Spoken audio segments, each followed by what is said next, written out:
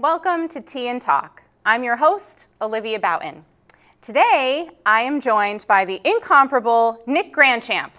Nick, thank you so much for being here with me today. I'm really happy to be here. I couldn't believe the setup you had when I walked in. This is a great honor. This is awesome. Thank you for having me. I'm so excited to talk with you, but first we'll talk tea. So today's set is one that I've not used on the show yet, and you can see, our viewers, that it is a beautiful kind of, tulip-y sort of flower, right?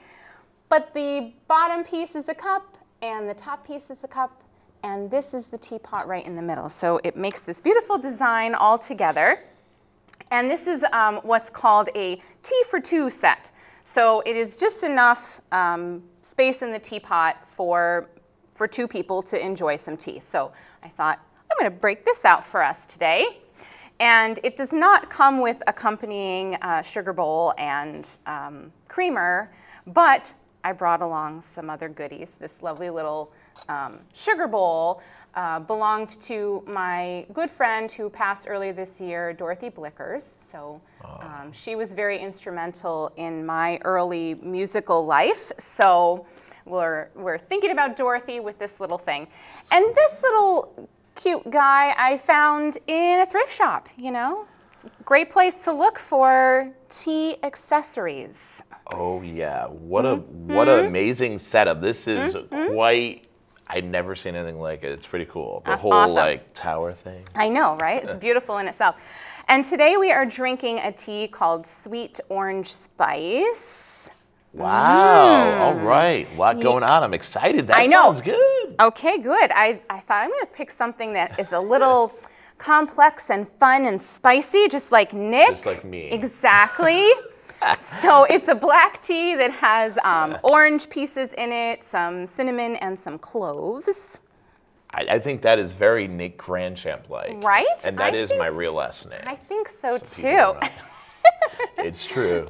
So. Wow, it has the whole... I know, right? There it is. There's the little pot now that I've taken the top cup off. So I'm going to pour you a little bit in here. And then I don't know if you would like any of the sugar or the creamer, but... I might go straight in. Okay, go straight in is good. Get the straight raw feel. The flavor as it's meant to be experienced, right? Well, I'm doing some sugar I think for that's myself, pretty cool. and just a teeny drop of some milk. So are you a tea drinker, Nick? Here's the thing. Yeah. I love tea. Uh-huh. I love coffee. And sometimes I go back and forth, but this is the real deal. Yeah. Tea. Yeah, so I'm excited. loose leaf in here, so. I, as you all know, I have a lot of energy as it is, so sometimes I try to stay decaffeinated. Well, this is not decaffeinated, but there's only a little bit of it, well, right? let me enjoy. Yes, so cheers, and thanks again for coming on the show. Thank you for having me. Let's have this. Wow, this is like really good. It's like straight up real deal. You can really smell the cinnamon, right? Very spicy, but wow, yeah. also, honestly, right? This like makes me feel like, I just want to like tuck in and just like next to the fire, Yeah. Yeah. Some wholesome stuff. Well, we're getting to that time of the year. Not quite today. We don't need a fire today, but we're getting there. So, Nick, many people will recognize you from the co-op here in town, but may not know a whole lot about you. So tell me first where you grew up, what your childhood was like. Yeah, so originally my family's from Rhode Island, and I spent the first couple of years of my life there, and we moved up here to Vermont, and right outside of Rutland, West Rutland. Yeah, west side. The west side of Rutland, a lot of folks, slipped up. So, so it was kind of my mom, my dad, me and my brother grew up in a small little apartment, basically in West Rutland. And then, Yeah, kind of just, parents worked around town. We kind of just, had a really lower middle class upbringing, but it was very kind of a beautiful thing now that I'm older and look back on it, because it's kind of taught me a lot about life and kind of just, what's important. So Right. it was kind of like, hard times, but at the same time, it was like, okay, makes sense now that I've gone through a lot. But it was kind of just basic. I was into sports for a little bit when I was young. Yeah, what kind of sports? Baseball was my favorite and still is to this day. Yeah, do you watch baseball? Yeah, I don't follow like I used to when I was, in like elementary school, but I'm huge fan, huge lake monster fan. Oh. Go to see the lake monsters with my wife. So you must be a Red Sox fan. I love the Red Sox, and I grew up going to see the Paw Sox in Pawtucket, which is like okay. a double-A baseball team of Yep. the Red Sox. So my grandfather and I had some good memories there as a kid. So that's fun. yeah, and then I found music at a pretty young age, so that kind of changed it all for me. Once I was like, oh yeah, the Ramones. Yeah, so I was they were a like, cool. huge inspiration for you, huh? The Ramones? Well, yeah, so it's kind of a strange story in the sense that, like, I went to a K through 12 school. So so this was kind of before the internet and got big, it was, Yes, if we right can- on the where everything kind of, If we can remember back to a time without the internet. oh right? my God, it was crazy. I had to have some friends help me out, some older kids were like, kind of telling me about bands and giving me tapes at the time and CDs, coming out. And these CDs at the time were still expensive. But, in a K through 12 school, only had like 14 kids in my class. So it was, Yep. so I had to find out a lot of stuff through music through them. And then like, yeah, I was like in 6th grade and I got, the Ramones' first record. This older kid named Randy gave me The Clash. And then it was just like, wow. Yeah. Just pretty much that was like my life. And it was like, went to my first local concert and that was like life changing. It was just like, this is what I want to do. And it was kind of crazy because it happened, when I was in like 7th, 8th grade. Right. So it was like pretty much on through high school was about forming a band. Yeah. So what was it about music that really inspired you and hooked you? Do you have a thing? Yeah, so I think the thing was, being a young kid, angry teenager, Yep. had a lot to say, Yeah. especially early 2000s, the Iraq war happened, so I had a lot to say. There was a lot of things going on. And I just felt like I was always like a creative type. I always wanted to hang out with people that were creating stuff, like art or musicians. I always looked up to them. Even before I even found music, I was like, oh, these people are cool, Right. But music, especially being into punk rock, was always about creating this energy that I loved about the sound. And, the message. The Ramones did such a great job of melody, but message. And I was like, man, this is just such a cool, and they look cool. They have leather jackets. I was like, these people are awesome. Right. Like, I want to hang out with these Like people. you're superheroes. Yeah, they were just like really cool looking, and they were just like on the outskirts of society. And I always loved like people that were like, I'm doing what I'm gonna do, and this is who I am. So I was like really attracted to that. It's pretty cool. So you had this interest, and then what was the first instrument you decided to pursue, or how did you choose that? So it was kind of crazy, like most kids are like, oh, the drums are like the coolest, because I didn't know what I wanted to do. We were pretty lower middle class, so we didn't have a lot of money. Sure. So I was like, oh, the drums, and I realized that like my mom, my dad weren't gonna be like super stoked on having a drum set in the house. So I was really like pretty, even before I knew it, was like I want to do music. So I was like, all right, drum sets out of the equation. Let me maybe guitar. And I was like learning from my friends that like you can write songs with a guitar a little easier than drums. And that really interests me, songwriting. Yeah. So my cousin at the time had this yard sale, and he had the most like terrible guitar anyone could ever, like, it was a yard sale. It was like 4 different colors. And I begged my mom, I said, hey, listen, I want this guitar. And he ended up like basically giving it to us, which was a blessing. But it was in terrible condition, but I tuned it up, learned how to tune, and I just kept playing. And it was like, it took about a year, and I was like, oh, wow, okay, I'm getting this. This is like connecting, and I'm learning how to play. It was frustrating at first, but I was young, so I had time to do it. Right. And then, I met the great Phil Henry and joined his music rock lab class. Yes. Like in 10th grade, 9th grade, and Yep. that was big because I was around him and other players, and I mean, it was just a load of information and knowledge, and really, the most important thing was true support. Yeah. That was huge, especially being young, saying, Yeah. "You're on the right path, kid." Yeah, yeah.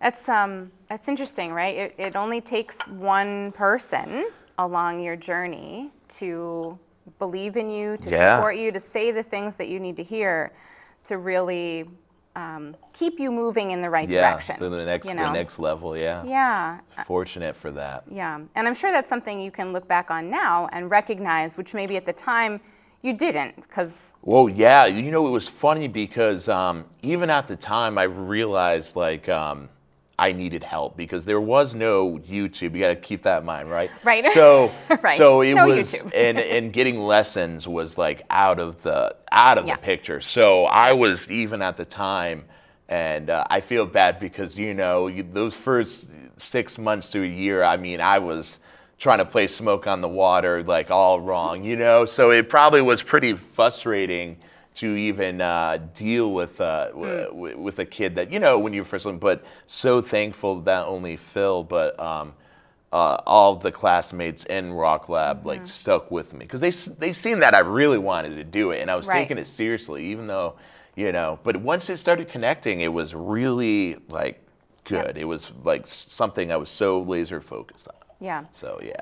And that's I think that's it's interesting what you're talking about, and I think people who have played an instrument or tried to hone any kind of skill or craft can understand what you're saying. Yeah. The beginning is so difficult, so hard, and when it comes to instruments, sometimes hard on the people around you who are listening to that. There's quite a few stories I can tell about our first, because I immediately I wanted to start a band. Like that was the whole goal. Right. Like even before I knew. So I quickly had a couple friends, and we all were self-taught, and we started a band. And there was many of nights, the shoe was thrown down the stairs at us. We were trying to figure out what we're doing, but. I was fortunate. I always tell people this, and very fortunate, especially even looking back. The music scene here was massive at the time, and it's still here. Don't get me wrong, but I mean it was huge. Yeah. And I was really fortunate that I caught that wave of older folks, and there's just so many bands, and so it was really inspiring to go to shows and see these bands like the River City Rebels, which was a band that I would later join. They were on Victory Records, so they had this huge record deal, and they were only an hour away. So they would they would play, and 300-400 kids would come out, and it was just like. And like no one knew, like if you were in the punk scene and you kind of knew, or you had friends, you would know. But like it was like buried treasure, It was something so special because it felt like, wow, this thing's happening. I'm a part of it. Yeah. And it's kind of like the rest of society doesn't know, but it's like pretty cool. So I lucked out in a lot of ways, not only with Phil, with my friends, but with a scene that was huge. Yeah. So. Yeah. And there's nothing that compares to seeing live performance. Oh, right? Yeah. It's the best thing. And especially with punk and hardcore, I always say the recordings sometimes don't give a good example about the energy and passion. Definitely something you want to see live. Yeah. Yeah. Yeah. Yeah, but I think when you start something like learning an instrument, even whether you're young or you're older. I mean, you were a young teen, but some people start 5, 6, 7 years old. So in some ways, you're a little older, right, in the spectrum. But there are people in their 50s, 60s that try to pick up an instrument, and it's still hard. It's right? very hard. No matter what age you are at, it's hard because you're trying to retrain, right? Your and fingers, or whatever, your breath patterns, whatever it is. And that takes a lot of work, a lot of dedication, and you gotta believe in yourself too. Even when and you're like, this is not right. Like I'm not playing this right, or I'm like failing. You have to believe in yourself that you can learn, and it can be very tough, especially if you're around fellow musicians that are very good, and you're like, I know I'm not doing this right. It can be intimidating, right? You want them to know, this isn't right. Right? Like, I know this is wrong. I'll get this, Yeah. I used to often say to my vocal students, you have to fake it till you make it, right? It's true. And it's when you very said true. You have to very believe true. in yourself, it's true. You have to put the energy out there that you can do this, and you are doing it. Yes. And you are already at the level you want to be, and you are successful, and eventually you'll get there. Yes. But it's mental. A lot of it is really mental. It really is, and really following through. Yes. And saying, hey, I want to learn this song. I want to write a record. I want to play shows. And yes. And it started because, like I said, lower middle class family. I didn't have a lot of resources, right? So it was really no rich dad that's going to send me off to learn these things. I had to do it, right? And so we started the band. We started getting like pretty popular around the local scene, and then we started doing small tours after high school, where we'd go to down to Philly and around Ohio and stuff, and then That's awesome. started doing more and more. I haven't stopped playing music since I was in 9th grade. Like, I've always been in a band, and I'm almost 40. Like, there hasn't been a time I haven't been. So it's very strange to be at this age and talking about, a lot of tours and stuff. But I was fortunate to do a lot of touring. I was in a band that was, fairly popular around here, and we got some opportunities. And I got to open for a lot of my favorite bands, like The Offspring and Bad Religion, a lot of cool bands. That's so neat. Many of them now, I'm like, I couldn't imagine like having the opportunity when I was listening to them, like my band got to open for them at places like 242, who gave like my band the opportunity to open for bigger bands, or Higher Ground. Yeah. So it was cool, and I got to go to Europe, which was a huge goal of mine. That's awesome. To play in Europe, and where'd you play over there? We went all over, mostly Norway. So there's this big festival that they do. It's a punk rock festival. It's like an hour south of Oslo. Called Canal Rock Fest, and it's like a big punk rock fest. And I basically was like, I really want to do this. It'd be so cool, and people know about it. And so I hit a band up who's from Oslo, and they were called Life Lessons. And I was like, hey, can we do some gigs with you? And, then go play the fest. And so they were super stoked to help us out. So, it was a really great week of my life over there. And it was just kind of crazy to, like, experience that, because it was always a goal of mine. Yeah. To make it. So very thankful that I got to do that. And hopefully... rumors of going back over with a band of mine that I've played in, possibly. So that was really cool. That's awesome. So you've done some recording as well. Yeah. I've been really fortunate on that spectrum too. In my high school band, after high school, our drummer moved to Boston, and he was in Berkeley. So we got spoiled because, with those resources, he had, like 5 studios that recorded. I was going to say, access. Yeah. We were super fortunate for that. So did a lot in Boston, done a lot in Vermont, a lot of great people here. Urian Hackney, who's a great friend of mine, who just played drums for Iggy Pop. Has a studio called The Box up in Burlington. I mean, That's great. he's pretty much famous. So I have a lot of support and a lot of folks and true rock and rollers that are really great humans as well. So yeah, really cool. A lot of music I've gotten to do, maybe more than I should have. Yeah, that's cool. awesome. So another thing that I kind of observe about you is that you're really passionate about like Rutland. Oh yeah. Yeah. The unofficial mayor of Rutland. Yeah. So what's what drives that? It was really funny. I always thought Rutland was cool, when I was young. But like after all my friends moved away, I started thinking about it. I was like, okay, so here's Rutland. Here's this place I live, and it's small, but also has so much opportunity. And I love the idea of, okay, it's not perfect, but there's so many people who care. And I knew that. I was kind of scoping it out. So I was just like, everyone's talking about Burlington. I'm like, I'm going to start talking about Rutland. This was, decades ago. And I love the idea that I could just walk down the street and I would ask like a business owner, I'm like, hey, can my band play here? And they'd be like, sure.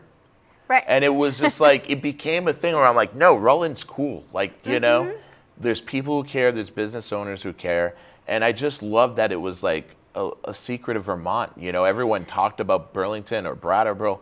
And Rutland was this untapped secret, and it just working downtown and being a part of downtown, and just kind of showed me like, man, there's just some really cool things people are overlooking, and so I've always repped Rutland and doing some weird art projects, and just trying to make the city as cool, and I just think it's the greatest. The people who are here are really awesome. Yeah. I know you've done a vending machine art project. That was really fun. Doing that. It's still up and going, which I'm proud of. Actually, 2 years this month it's been. Is it really 2? Yeah, it's been crazy. Oh my gosh. I think 2 years in September coming up. Wow. Then I have my mystery phone where you can dial a sound clip, which is here. And I've got some wild, I'm a big winter project guy, know.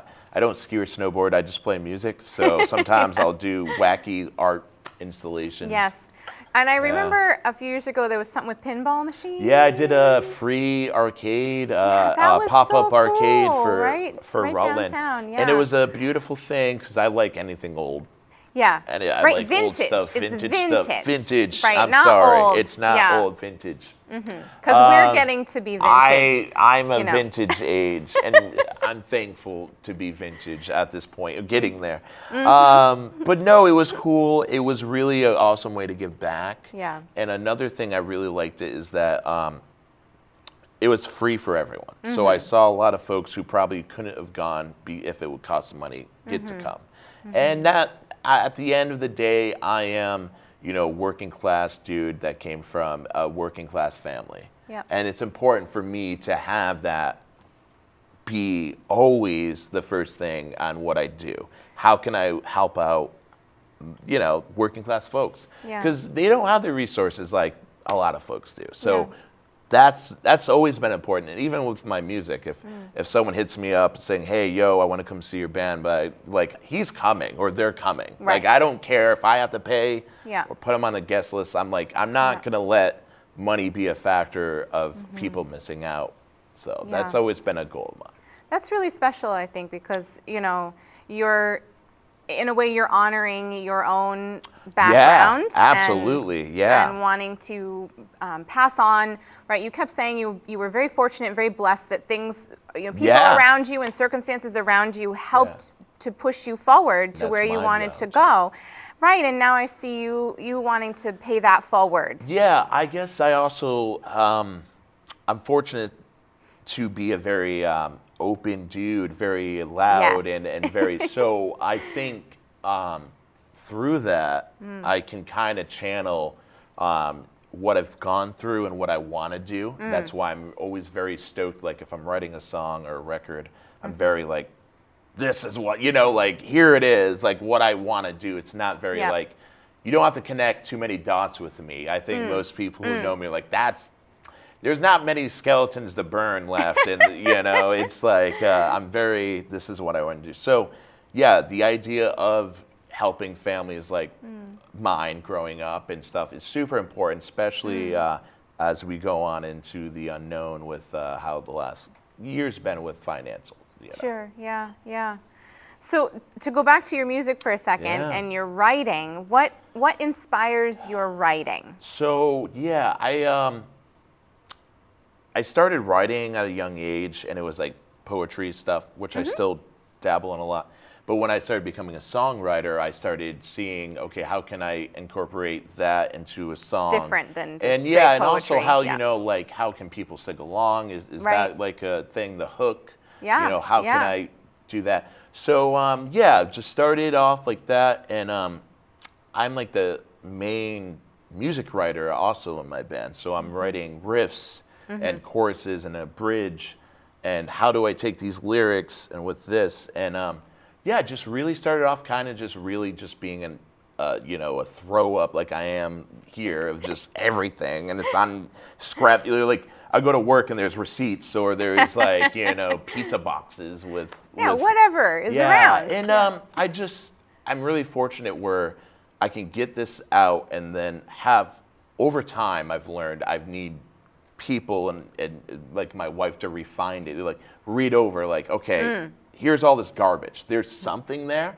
but what's worth keeping? And I know that there's my strengths and weaknesses within writing, and I'm really stoked that I can have the ability to put the garbage out first and take one, because sometimes that's the biggest, like getting it out, and knowing that it's not all magic, but there is little pieces of gold in that, and that's what I'm about. I think I've become a better writer of understanding what my strengths are, and understanding, not to be like too hard on myself, because I've always thought the biggest thing about art and music, if I had to tell anyone, is to just do it and worry about refining what you have to refine. I think the first step, of course, you don't want to be known for putting out stuff that you're not stoked on. Right. But I think the first step is to get it to the folks, Yeah. and then get the feedback, Right. and have friends, and hopefully have mentors to like check you, saying, hey,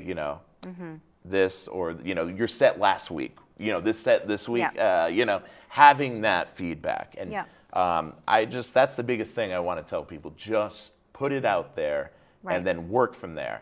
If you wait too long, it's not going to be the first thing you want. Well, and be humble enough, Yes. to take constructive feedback. Super important. Right, and to listen to people that you trust, that Yes. you know are skilled, that have the chops That to be has able the to chops tell to- you this works and this doesn't, Yes. right? Yep. Because not every critic is skilled, right?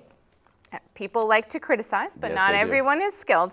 But it's important to be able to be humble enough to then listen to those around you who are skilled, who say, it could be better this way. Yes, yeah, and you want to grow. You constantly want to grow as a musician or an artist or anything. You want to put yourself in that vulnerable state where you are willing to learn and grow. Yeah. And it's super important to be open about how you feel about your art, and be like, hey, this is not where I want to be. I'm giving you the inside of that, but here it is. Yeah. And that's where you can take that and make it to something you're proud of. Right. I think that's a life lesson, right? It is. It's a life lesson. It's through life, and through our strifes and our experiences in life. It's so important to always know that we can get better. Just the idea of like, I am who I am. It's like, it's always a fight. Yeah. And if you're open to receiving the messages that adversity can give you, then growth will come. Absolutely. And yes. that's, I think that's the goal of living, right? That Literally. we grow into better versions of ourselves. That's it. That's the most thing beyond anything else.